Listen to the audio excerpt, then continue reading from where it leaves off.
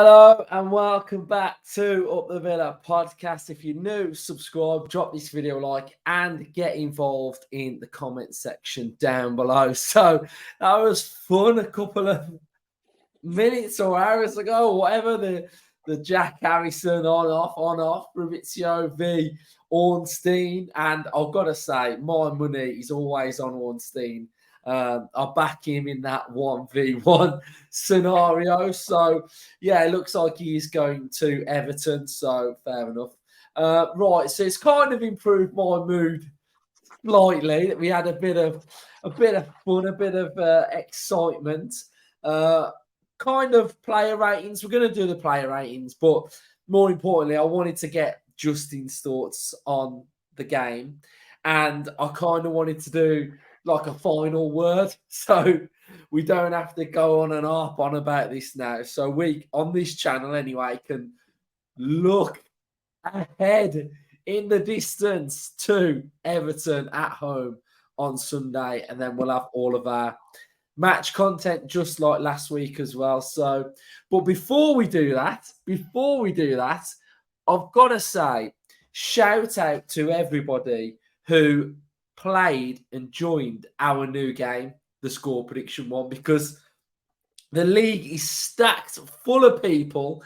And I was so impressed by the amount of people that got involved in it. And early on, we have an early share the screen. We have an early leader, which it is quite close on 13. So there's 1, 2, 3, 4 of you that are on 13 points.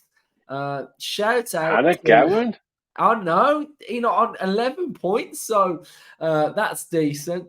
If we go down to mine and yours, Justin, now you helped me the other day. I mean, we've got to keep scrolling here. Where are we? 110th place on 6 points. But I've just got to say, the last two games here, I guess the 2-2 against, well, we guess the 2-2 against Brentford and Spurs, and we got the 1-1. So we got top marks. We should have put them in mine.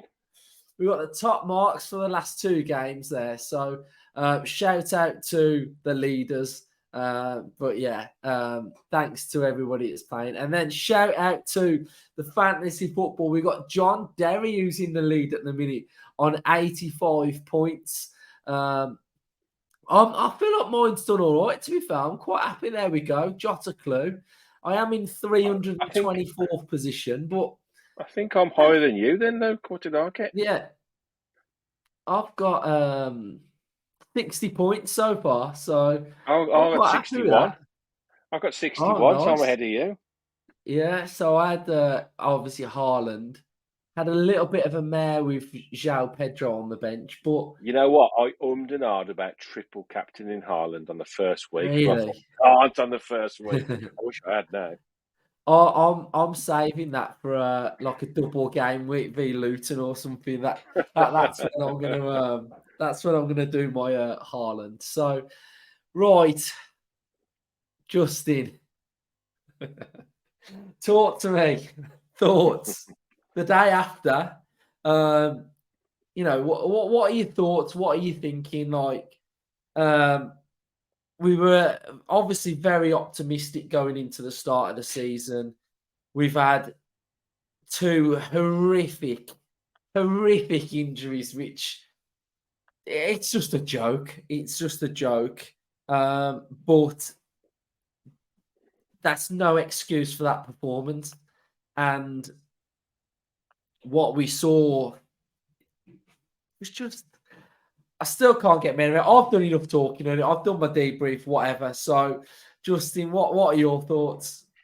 I think it's always easier coming on a day after the result. So I've had all day to. Last night I was fuming. Yeah, I was annoyed last night, as everybody would be, coming off the back of that, especially first game of the season. What a time to throw a performance like that in. And then this morning I woke up and I tried to be a bit more positive about it, trying to find anything I could. And it's difficult, isn't it? Because, everything that's gone wrong in that game that possibly could have gone wrong. Defensively poor, bad injury, missed chances. Like you said, I've watched all your eps you've put out, and I do agree. I think he got the format. I think he got the team wrong. I'm certainly not going to sit here and say I know better than Unai Emery, because I don't. No. I know that for a fact. But what I would say is, he attempted to put all these different formations in the pre-season, and then he reverted back to basically last season's team, barring Diaby. I sort of try to understand why he did it before, after that. He wanted to, maybe stick with the tried and trusted. But it didn't work, did it? We got found out that the big issue, obviously, is this ball over the top without the way we defend high up. We didn't press well. I think that high line only works if you're a really high pressing team, because you're putting the pressure on up the field, and that didn't happen yesterday. I'm certainly not going to sit here and make excuses for him, because the performance was woeful. The last 20 minutes, especially for me, was unacceptable from any Villa team. You do not down tools and just sort of give up, which it did look like one or two were just going through the motions once the third goal went in, which is disappointing to see. But I will say, from somebody that played football all of his life, obviously nowhere near the level that these lads play at, but these injuries can have huge impacts on the mentality of players. I wasn't lucky enough when I played on a Sunday morning to see one of my best mates have a horrific leg break at the start of a game, and it affected the team for a couple of weeks after, because all of a sudden you sort of realise that these things can happen to anybody at any time, and it does affect how you play. And I'm not saying that should happen with a professional, but that they're only human lads. And I think that the injury to Buendia must have been a big blow to them, especially in training. It's not even a match environment, and I don't know exactly how it happened, but if it was a bad tackle or a mistimed tackle, then, whoever is involved around that would be impacted. And then to get to the game on Saturday night and sort of say, okay, we need to put this out of our heads. Professional heads on now. They had that bit of a picture with the T-shirts sort of supporting Emmy. So he was obviously in their minds. The manager alluded to it before the game, we need to win this one for Emmy. So they're all a bit annoyed about that. And half an hour into a game, I mean, Tyrone Mings has been a colossus for us. I don't care what anybody says. He's had his moments, obviously, but he's been fantastic on and off the pitch. He's a lovely human being, and he's been brilliant for us on the pitch. So for a player of his stature to go down and have what happened to him, and I've seen the videos, they're not nice. They don't make good viewing at all. He was in horrific pain. So it has to affect the players on the pitch. Again, it's not an excuse, but you can't help but let it affect you. The second half of the first half, after the injury, you was there. The atmosphere felt very muted within the stadium. The players definitely felt like they were just sort of knocking the ball around for a bit, sort of in the after effects of it. So I think it has to have an impact on the game. I don't think it excuses the poor defending or anything like that. I just think it has to be a contributory factor to me to the whole sort of outcome of that game. But on the pitch, I think, like I say at the start, everything that could go wrong did go wrong.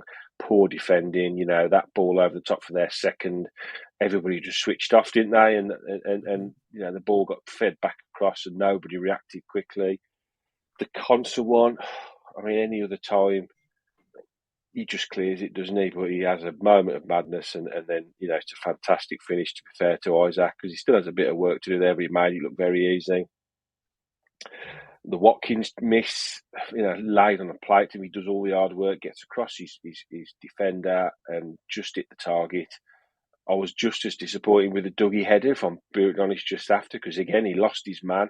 He's made a lovely run into the near post, and he just gets a glancing header on it. Just be more, forthright with your ability to go at the ball there.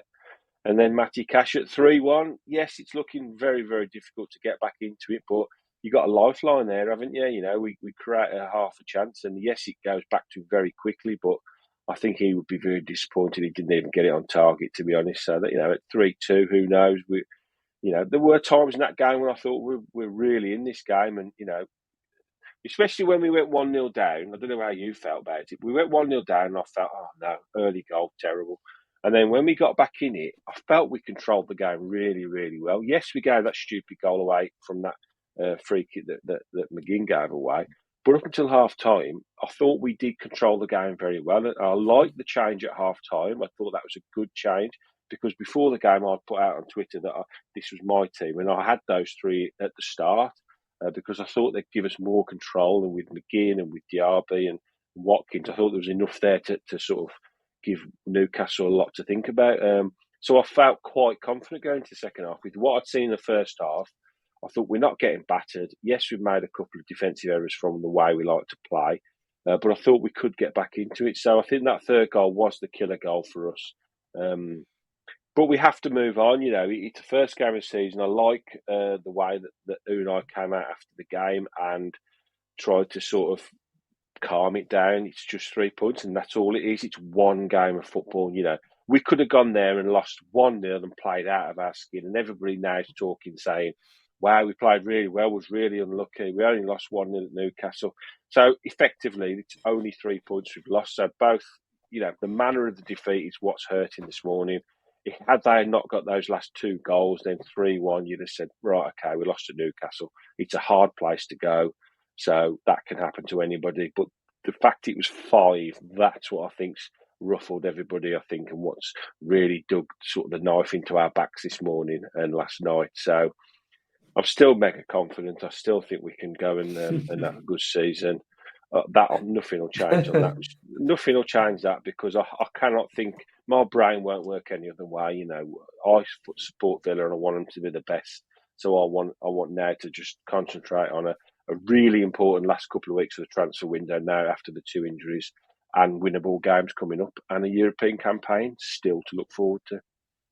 Yeah, I'll try and think about what you've just said. To be fair, but no, I one thing that I wanted to make a point of in the debrief, and then when I came off, I was kind of like, oh, we should have sort of mentioned this a bit more.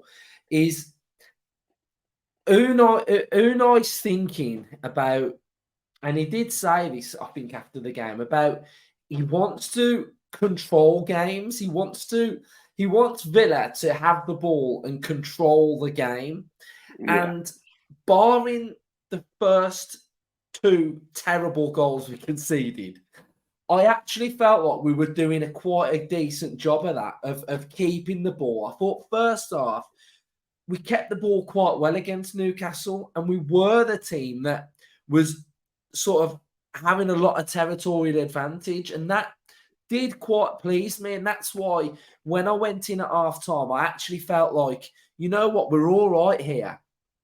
But then at the same time, I did feel like in the back of my head that it was going to be one of those games where, you know, when you go through a game and like it gets to the end, you always think these are going to have one more chance in them. These are going to have one more big chance to win this. I felt like that watching it at St James's Park as well, and I don't think that's the right sort of way we've been, and the biggest compliment I could possibly give Emery and this team is that it just didn't feel like an Emery team. Like it really felt like I was watching a Steven Gerrard, a Dino team where we felt sorry for ourselves, and it was just like nobody was like getting the game by the scruff of their neck and saying, this isn't what we do, this is what we should do. It felt like everybody was just looking around like, what's going on? And for me as a fan, that feeling had disappeared for 9 months under Unai, and it came back yesterday, and I just don't like it. And you think it was compounded by those last 2 goals in the game, though? That, you know, it makes you feel a lot worse, doesn't it? I like it. You know, if that game finishes at half time, then everybody's saying, because before the match, they were talking on the telly and we was all talking, this is the 2 teams that are the next big thing, if you like, the 2 teams that are going to push the big boys now in the league. They're the 2 that are most likely to break out the pack. I know Newcastle did it last year. Well, we both qualified for Europe, but and at half time, the chat around the half-time chat was that, you know, these are 2 teams that are going at it, you know, that we conceded, they conceded, we conceded. So it was a little bit to in and fro. And I would argue at half-time it was 2 very good sides we were slightly below par, I think, on where we can be.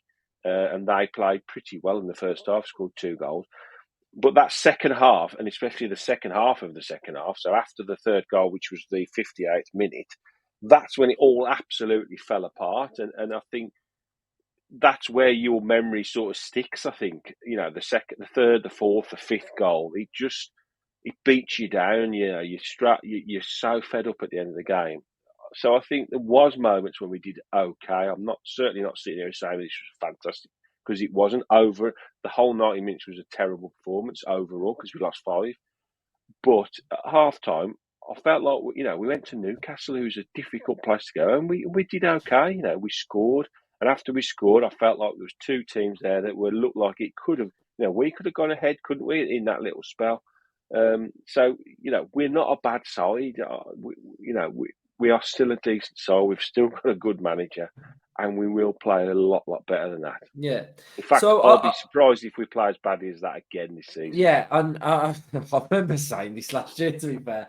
I remember saying Gerrard. I remember saying at Bournemouth, like, it can't get no worse. I literally remember saying it can't get no worse. That's got to be the benchmark, and we've got to. So right, we are going to do player ratings now, and I think we will, by doing the player ratings and analysing individual performances. I think we'll get to the bottom of where it sort of really did go wrong, and there are a couple that, and there might be a couple of players that I don't think had great games, and I think it might shock a few. But I mean, Emi Martinez, he's conceded 5 here, but it could have been 8. Yeah. So I mean, I've got. Oh, you go. I thought you were saying the score could have been 8. No, it could have. It could have been. No, it could have been 8. That's what I won't give him. Yeah, so I thought you. Right, I'm going to say he's got to have I'm going to give him a 6, because I think because we conceded 5. Yeah, we conceded 5, but he made some good saves. But you do. It's weird, because sometimes you do have a goalkeeper having a man of match when they've got hammered, because they're basically, they've done everything they can. But yeah, I'd probably agree with that. And by the way, Villa fans, you can do this yourself on our website. So you can input your ratings, and you'll get the average rating on the side of what every Villa fan has gave that player. So, I'll let you do Consa. I think the big problem with Consa is that he lost his mate, didn't he? And I think it did affect him. And we know that what a good partnership they've created. Yeah, he wasn't great. I think looking at what he's been given up to now, 4, it's hard to give anything above that, considering the defence shipped 5 goals, and he made that really, really poor mistake for the third, which was the critical goal for Newcastle. So I think, I hate to say it, but I think 4 is probably a fair mark for him. Yeah, we'll give him a 4. Go on, you do Luca Dean, and I'll do Matty Cash. I think out of all 4 defenders, he was probably our best defensive player, and he did sort of get forward and create that chance. Yeah. He does, and I also think his set plays were decent as well. His corners were good. He pinged that one in for Dougie Luiz, which he should have done better with. It was a nice ball in that he sort of cut back, but with a bit of pace that Watkins flicked on for the goal. So he did try and get forward a bit, and I think that's something that he knows he's got to do, because that's the way he likes his left back to play. But it's hard to go any more than probably a 5, because of, again, he's part of a defensive unit that shipped 5 goals. So, but I think at the ones at the 4 the 4 defensive players, a 5. I think he's probably the best. Yeah, I go 5. Cool. Right, Matty Cash. I think he had a bad game defensively. And he was one of the ones that I think got roughed up big time.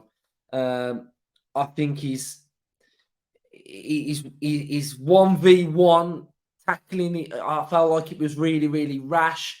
I think his positioning wasn't great. One little bugbear that I did have is that when he gets in sort of like that right back advanced position, he tended to do that sort of little cutback that he does.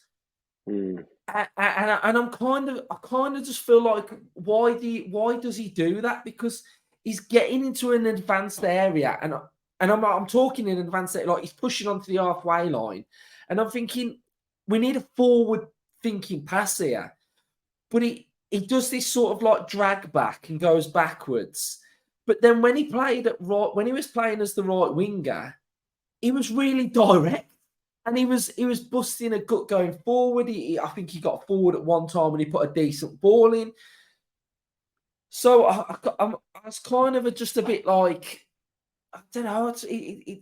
I just felt it was a very like a flaky performance. I think. Yeah, I would agree, but I think I'll put one caveat in on that is that he had Leon Bailey in front of him, which True. meant. True. I mean, I hate absolutely destroying people on here because I am always have the firm belief that none of them go out to try and be shit. It just happens, and it unfortunately for Leon Bailey, and we'll get to him, I know, but it happens more often than not. And I think that especially Newcastle, that was their strongest side. That with Joe Linton on that left hand side of the three, and I think Gordon, he did terrorise Cash, and the first goal when Bailey just switched off totally, and the ball got flicked round the back, little 1-2, and Bailey just sitting on his heels and not on his toes, looking to see where the runner was, and Cash literally had to come across and try and cover the crossing. It was a great ball in, to be fair, from the lad. So I do feel a little bit sorry for Matty Cash that he had absolutely no cover whatsoever. Because when let's put John McGinn in that role, which he normally plays, then he gets so much more cover from McGinn. So I think 4's fair. I think 4. I'm not saying he had a good game. I just think he had two players constantly bearing down on him. Yeah, I feel really harsh giving Mings a rating, so I'm not gonna give him one because I'm happy to give him no rating. I think I just feel sorry for the bloke. Wish him all too. the best if he when he gets the news. I hope it's not as bad as we all hope. That we all think. Yeah. Kamara, I felt like he had a bad one. I felt like he got roughed up as well. I just think Kamara got roughed up as well. I've got to give Kamara a 4. I think again he suffered from that Tonali, is it? Tonali. We saw him in that pre-season game against Newcastle, and I wasn't massively impressed with him. But scoring a few minutes into your debut at home at Newcastle can give you anything. If your dad don't give you a boost, then nothing will. And he did. I think Jerry Redknapp picked him out at the end of the game as probably their best player on the night, and I probably would agree. I thought he had a really, really influential game.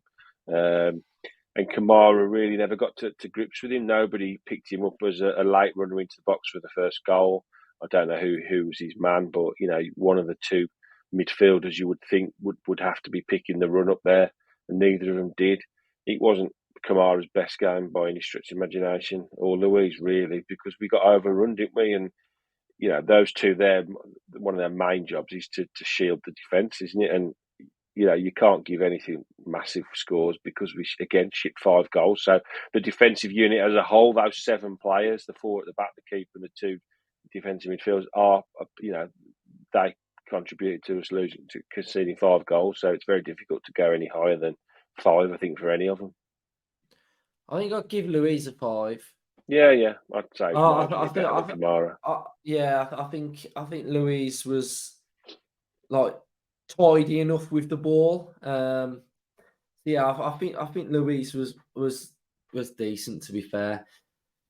Who are we going next? Let's go John McGinn. It's a strange one, wasn't it? Seeing him on that left-hand side. Predominantly, he's always been on the right-hand side, and he did really well against Newcastle last season on that sort of right-hand side. Weirdly, in the second half, at the start of the second half, when he switched to his normal side, the right side, there was this moment where he'd got the ball, shielded it from Dan Burn, dragged Dan Burn all the way into the middle of the pitch, And I started to think, okay, hold on a minute, like McGinn's getting on it now. And then we didn't really see much else. And I just felt like he's and this was one of my gripes with the lineup, that I felt like him being on that. For me, he was not completely on the wrong side of the pitch. You know, we're talking about the Cash side and the Bailey side, and McGinn on that side surely would have give us a bit of summer in there. And he just felt like it was just on the wrong side of the pitch for me. And that's how the game was, to be fair. So, what were your thoughts on McGinn? I think the best way I can describe John McGinn's performance is just fairly anonymous and very, very un-John McGinn. Like, wherever he's on that pitch, you usually know he's there because he gets involved, doesn't he? That's the nature of his game. He's very boisterous. He's very competitive.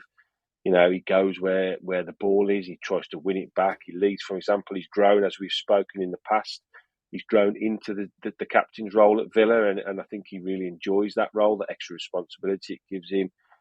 So, yeah, it was disappointing from him. I think he will be disappointed. He got hooked on 64 minutes. He didn't look very happy. Not that he was hooked off. I think he just didn't look very happy that his performance. Probably changed hooked with an F, mate. You probably got it right. Yeah. Well, he. I think he will know that was under par performance from him, and I don't think we're going to see him on that side again. I really don't. No. I think he'll be back in his normal position. Talking about, should we just gloss over Leon Bailey? No. Talking about someone we don't want to see on the wrong side, someone I don't want to see in the starting lineup, I think. Look, I'm not. I'll say what I want to say, and you can tell me what you want to say. I will never ever slag Villa players off. It's just not happened for Leon Bailey at Aston Villa. It hasn't happened from the day he came. He scored the goal, ironically, was it against Everton on his debut, was it? When he came off the bench and he blasted that one in, and then he got injured. It just hasn't happened for the lad. Whatever reason, it's not worked at Villa, and I think, sooner rather than later, he'll be shipped out to somewhere, possibly on loan with view to a permanent, or he might get a permanent deal somewhere. But he's one of the players that we like the look of when he came in. Very similar to Diaby. You watch his highlight reel, and he's pacey. He's got all left foot, scores goals. You think the opposition are going to hate playing against him, but he's never reached anywhere near the level we thought he could get to. It hasn't worked for him. I'm not going to sit here slagging him off week in, week out. He's going to basically, we're going to sign players now. We know that from looking what's happened today. There's going to be at least 2 attackers coming in, I think, which will basically push him down to a bit part player, which he has been for a while now. So he'll either get a chance off the bench, or he might get the odd start in maybe cup competitions. But I'm not going to slag him off. He's not good enough for Villa. I don't think he'll ever be good enough for Villa. We might see the odd goal. We might see the odd 40 minutes where he's unplayable, but he's not consistent enough. So I think the sooner we draw a line under Leon Bailey going forward, he might. I can't see it happening, but he might turn it around. But from what the evidence that I've seen, and my eyes don't lie very often on things like that, and I think most Villa fans would agree, his time is numbered now at Villa now. So I would say 2 out of 10 for me. Yeah, one of my biggest annoyances from yesterday is, if I look at the context of Newcastle's side, the work rate, the aggressive nature in their game, it's like when one of them presses, the next one presses, and they're just so hungry to win the ball back to start with. Before they even get the ball, they're hungry to have the ball. And I look at a player like Bailey, and I'm just like, you've just been eaten alive. You've just been walked all over for 45 minutes. I've seen no aggression, no hunger, no desire. Like, if you get fouled or the ref says play on, get up and go and get that ball back and fight for that ball. And I just don't see any of it. And it's really frustrating. I can see that there's a player on their day that can score a worldie. Yeah. But I just don't see the other side of it. I And the think he's problem got. is, Yeah, but go the on. Sorry. problem is, we're asking him to do the other side of it. Yeah. Well, he has to do You're it, back, doesn't he? and he didn't do it, and he couldn't do it, and it's just so frustrating because as a football fan, and when football fans watch players, they want to see a player that would run through a brick wall to wear that shirt. And for me, he doesn't want to do it.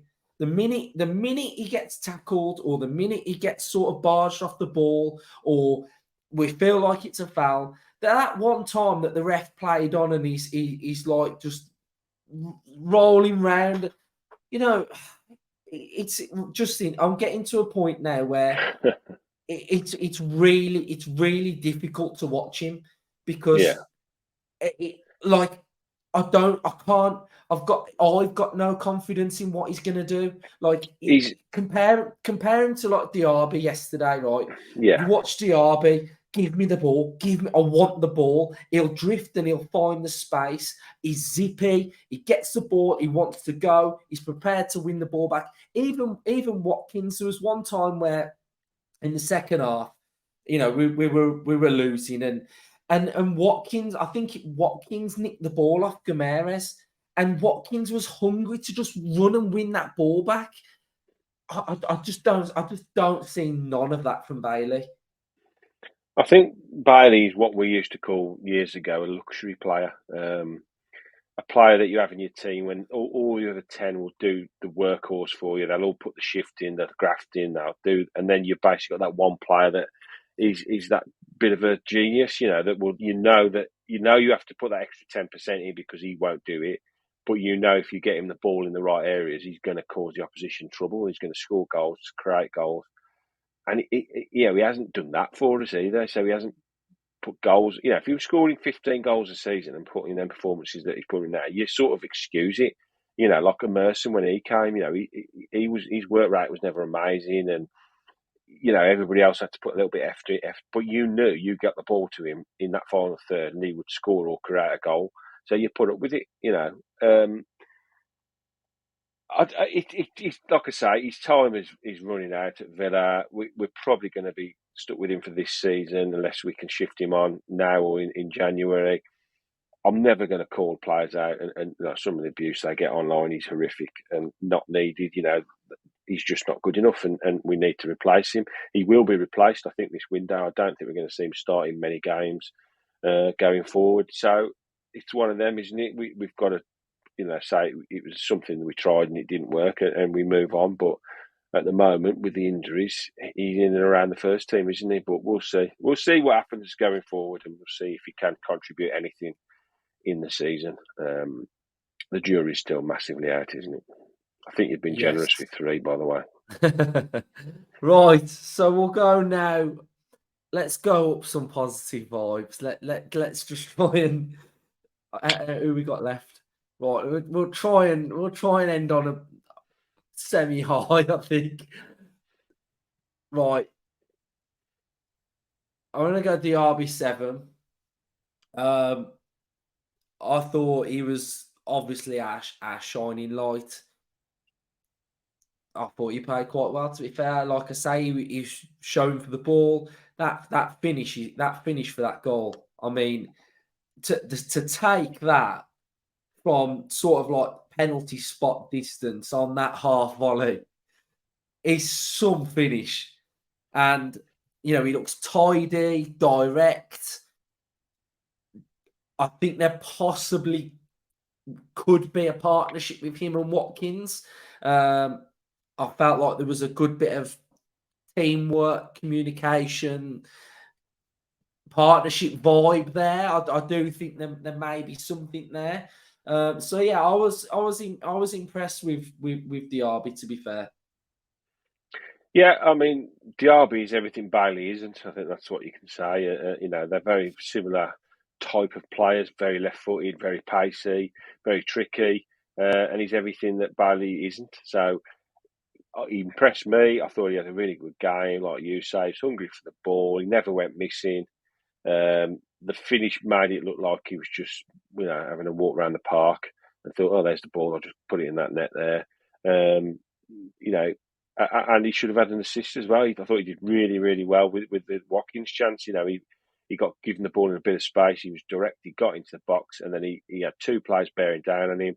Watkins made a great run, and Diaby finds him with a ball where Watkins doesn't even have to break stride. All Watkins is going to do is get the ball on target.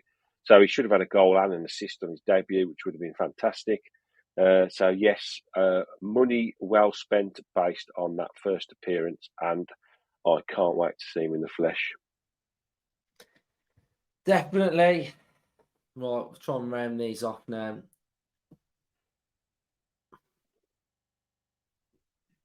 I'm gonna say 5. I would agree. I think he yes, did okay, I know, but fluffed I his know lines. I know he missed that chance. But at least he's getting in that position to get a chance. So I felt like, in that second half, when I've already mentioned it, but when he ran back to get that ball off Gomes, that's what I want to see from Villa players. Get that ball back. So yeah, I'm going to give him a 5. Pau Torres, a bit of a mixed one. I think he did some things well, some things not so well in very, very difficult circumstances. So I'd probably say 4. I would give Torres more than that. Really? And this is my reasoning, I would give him a 6. Now, the reason I'm going to give him a 6 is because, like you just said, he's come on in horrific circumstances much earlier than he would think he was going to come on.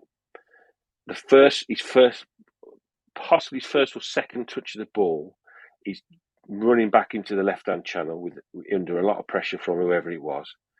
And without panicking, he turned away from the player and came away with the ball. Now, that is exactly I did what remember you're that one. hoping. Yeah.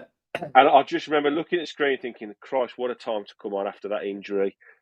Big weight to come on. A lot of pressure. We're behind St James's Park, cauldron of noise. And with as calm as you like, he just turns away from there forward. And your heart's in your mouth and we're thinking, what are you doing? But he knew exactly what he was doing. I think he's going to be a really, really important player for us. Obvious thing to say, we pay good money for him. He comes with a big reputation. And I really hope he can settle in now to his back four. He's obviously got the chance now to play regularly because of what's happened to Tyrone. I do think going forward, this is a discussion for another day. I think he needs a big, nasty sod next to him, which I think Diego Carlos, he could be the man rather than Concert. So it's going to be interesting, but I really like Torres. I thought he did, under the circumstances, I thought he did okay. Yeah, I'd agree with that. Oh, some of these are hard to give.